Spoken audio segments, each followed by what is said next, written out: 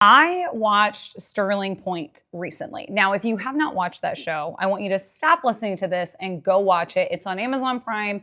It's like 8 episodes. It's super, super short. You'll get through it quickly. It's a coming of age tale, basically, with some other stuff. Okay, just trust me. It's good. Go watch it.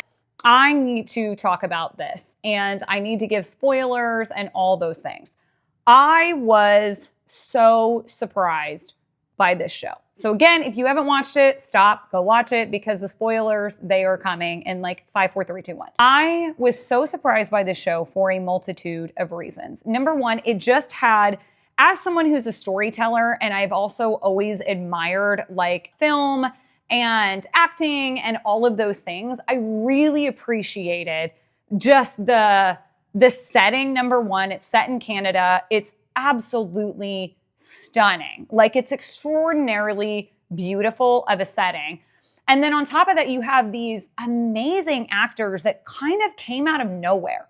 I wasn't expecting the authenticity. Now, the premise is ridiculous. The premise of like some long lost grandfather leaving you an entire island and millions of dollars, like this happens all the time. And of course they're living in New York, like already super wealthy. Like this is all of our stories. That part obviously is not realistic at all. So when I first started it, I'm like, okay, this is the most ridiculous premise ever. However, then it kept going and I was like, oh wait. Then we start getting into this whole drama unfolding of like, what happened to my mother? What is this whole backstory? I now have this like long lost sister. And there's so many things that stuck out to me, but the first one being the acting, like the dialogue, the authenticity. A lot of people are talking about this online, like Megan Park, who created the show. She gives a lot of leeway to the actors to be like, hey, I'm a millennial, you're Gen Z. If this isn't something that you would say, then you kind of word it how you would. I think that set up such an amazing, compelling show because that's like kind of what we need. We need that authenticity. And when someone else is writing a character that they're trying to relate to, but that's not actually their story, sometimes it doesn't land. So I definitely felt like I haven't had these exact conversations, but the dialogue, the repertoire, the cadence, all of that, it felt so authentic to me.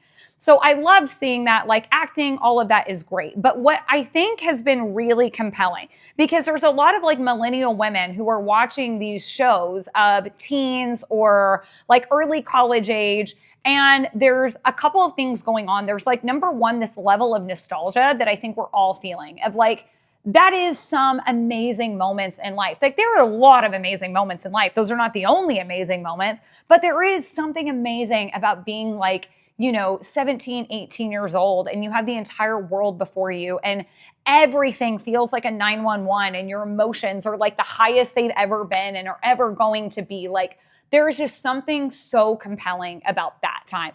College is such a beautiful and enriching time, Many people like meet their lifelong friends in college. So I think that there's a nostalgia level that we're all craving. And this is also, I think, what that show did really, really well is like technology existed, but the technology wasn't like dominating the story. It was like a no technology island. So yes, we have cell phones and can call each other and all that, but we're not glued to our phones, which I think is something that we're all kind of craving in 2026 is like, I don't want to be on my phone anymore. But what really got me, so yes, the nostalgia, the beauty, the acting, all of that is really great.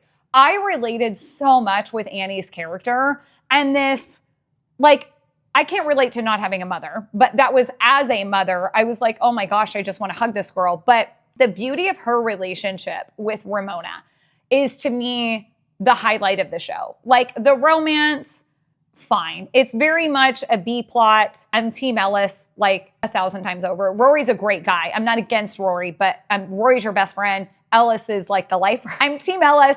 Hands down. But to me, it's like such a B plot that the conversation doesn't even matter. And like, that was like the least interesting part of the story was the romance part of the story. What was incredibly compelling was this dynamic with the two sisters, with Annie and Ramona. It was absolutely beautiful. And I think I can very much relate. I feel like we're all like an Annie or a Ramona or we're Una. Is that her name? Una. We all kind of have one of those personalities. I very much relate to Annie in a lot of ways. That like kind of more a little bit more serious, like a little bit mature for her age. I was definitely like that growing up. My nickname was Big Ma because I was always kind of looking out for everybody, always like thinking about the future, that kind of thing. And this, you know, if I had a long lost sister that showed up tomorrow, I would be exactly like that. I would be like, oh my God, like I'm so excited to have like this sister, this sibling. I could very much relate to being vulnerable and going all in on a brand new relationship with no context. I think I kind of live my life this way. Like if you ever meet me, if I know you or if you meet me in person, I find it I will just go in with people very, very quickly, and not like an oversharing, can't understand social cues, but just like I'm willing to take a risk on a relationship. I'm willing to kind of roll the dice and see where this goes.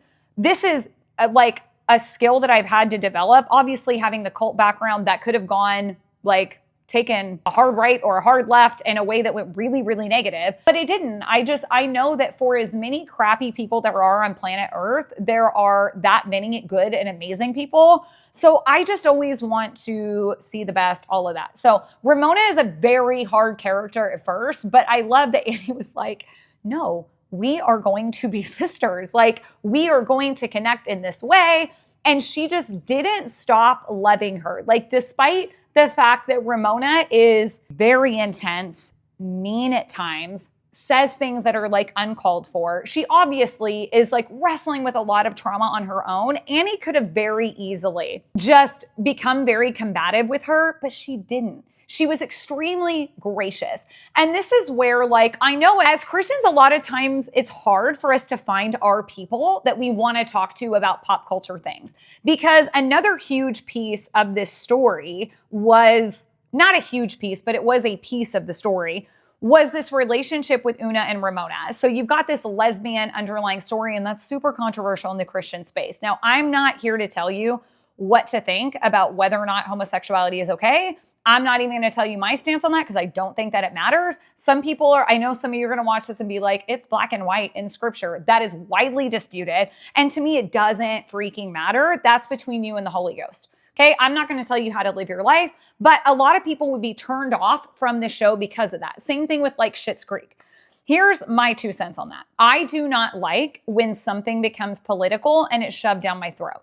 If all of the promotions around this had been like, oh, it's an amazing new LGBTQA plus minus 1,000, if it's one of those stories, we're so excited, and that was like every interview was asking about this lesbian story, I would not have enjoyed it. If the plot line of the show felt like we are trying to make a political statement and make sure that everybody knows that this thing is right or wrong, I would not have been okay with that. I loved how in this storyline, it just felt very natural.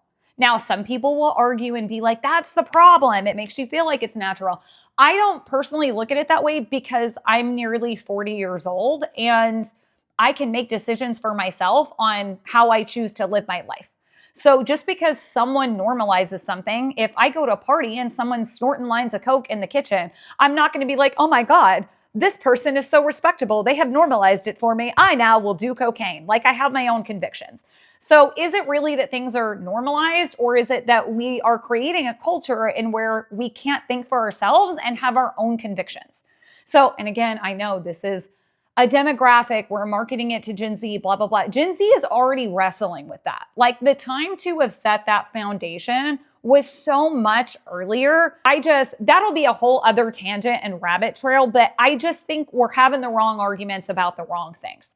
Like I don't care about the gay lesbian conversation in this context. I really, really don't. Again, if you can think that I'm wrong, that's fine. Then don't watch it. And it did not bother me because it felt very natural. I have a friend who's Canadian who spent a lot of time in that area. She was like, that area looks exactly like that. That is exactly where the wealthy people would go and they would hang out. And I know 15 Unas. Like that is such a common personality. That is such a common thing. So to me, it felt like we are doing honest storytelling. We are in this part of the world with this like subsect of culture. This is what's happening. So that did not bother me. Same thing in Schitt's Creek. It never felt like an agenda. It just felt like a natural progression of the story. Now, here's where I'm going with all this. Because I do think in the Christian space, a lot of times our perspective is, well, we can only listen to Christian music and watch Christian shows and do Christian things. I don't think that that works because there is a messiness of human life that we don't always accept and wrestle with in Christian culture. We want to say that like, oh yeah, somebody's struggling in their marriage, so we're going to go pray and ask the Lord about it. Like, people have bigger problems than that. You're talking about somebody who like lost their mother, grew up without a mother. Like, that's the premise of the storyline. That has happened to multiple people. You are talking about people who have, are wrestling with the messy things of life, of having emotions and feelings and trying to deal with family wounds. Like, these are real things. And many times they are not as cut and dried as like, well, someone just wasn't getting along. I don't know why I'm going like Southern Baptist, but that is what goes on in my mind. That's not always reality. So the thing that I loved about this show, to bring it back to the Annie and Ramona relationship, is that you have this messiness of humanity. This messy storyline of like affairs and, divorces and missed opportunities. Like, you have all this messiness of humanity, and within it, you have these kids, which this is a thing I'm seeing in Gen Z that I actually really, really love, is that they're very in touch with their emotions. Now, sometimes too much. That bar can swing too far either way, but I think it's a beautiful thing. And so you have this depiction of this messiness of life being handled in a way that is like therapeutic and respectful. And the level of grace that you see Annie have for Ramona when she doesn't have to. She's not obligated to build a relationship with this person. She's not even obligated to like her. She's definitely not obligated to take any of the barbs and abuse that Ramona's throwing her way. And she has all the grace in the world for it, all the forgiveness in the world for it. And it's just this beautiful picture that I think we do not always see a moment where like therapy comes into play, where emotions come into play. It's always, I think not always, but many times in Christian culture, our emotions become something that we just have to pray away versus something that we genuinely need to work through. Our trauma is just something that's like demonic, or it's just something that God has to fix your heart, rather than being like, no, that's a legitimate trauma and I can work through that in therapy. I can sit in my grief for a second. So I loved a show that felt so raw. It felt so real. We're dealing with this messiness of humanity in a way that's like very honest and very beautiful. And I just don't always see it. And this is, to me, what storytelling should be. This is the beauty of storytelling, when you can relate to something and deal with these like hard emotions yourself, and these like kind of play with these hard realities yourself in a way that's safe because you're watching it on a screen. I think that's beautiful. I think that's everything that storytelling should be. I loved this show so much. I've now watched it twice. I've made my husband watch it. He also loved it. It's just so well done. And I want to talk about it. So please drop comments, send me a message.